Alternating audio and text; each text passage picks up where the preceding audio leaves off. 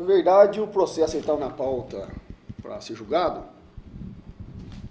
e o relator, ele pôde constatar um vício insanável no processo.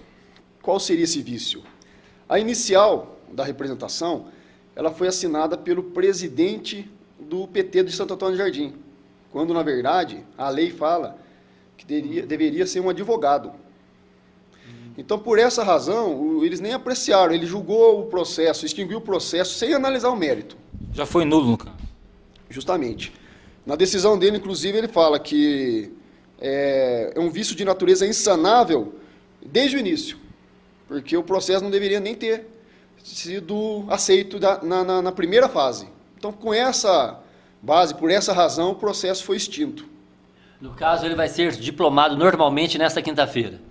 Ele tem que ser diplomado porque a decisão do tribunal ela tem efeito imediato, como a do juiz aqui também teria, no caso, né? Caso ele não tivesse saído essa decisão até a data de quinta-feira, ele não seria diplomado. Por quê? Porque a decisão do juiz aqui de primeira instância, ela também teria efeito imediato, ela não tem efeito suspensivo. Como a do tribunal, igualmente, ela não tem efeito suspensivo, ela deve ser cumprida de imediato, ou seja, o processo sendo extinto, não tem mais o que se falar em cassação de registro. Agora, o promotor eleitoral poderia entrar com recurso no Tribunal Superior Eleitoral em Brasília?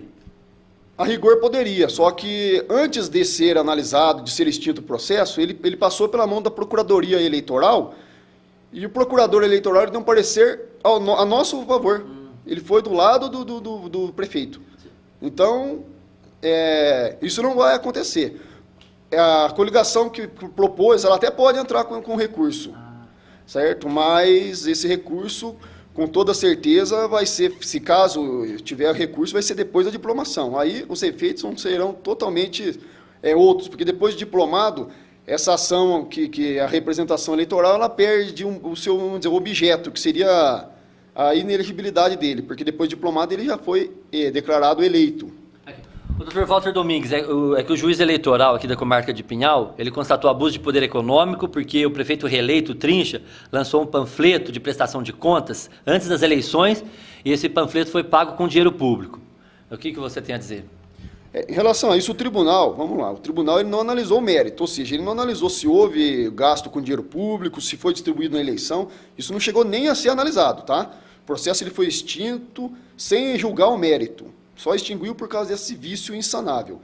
Mas em relação a isso está bem provado no processo que foi sim, foi dinheiro público, só que foi gasto em época permitida. Estava no orçamento, no caso, esse panfleto? Estava no orçamento e foi gasto esse dinheiro em março.